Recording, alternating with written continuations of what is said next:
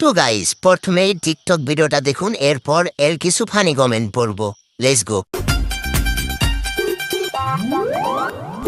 চোখে চোখে দিনারি ইশারা তোর লাগি মন তো পাগল পারা तो चलिए शुरू करते हैं। বড় দাদু কিন্তু কঠিন যাবরা। সঠিক বলেছেন।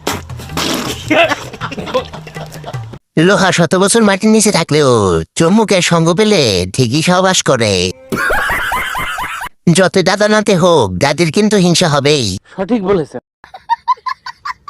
হাসিটা মারাত্মক।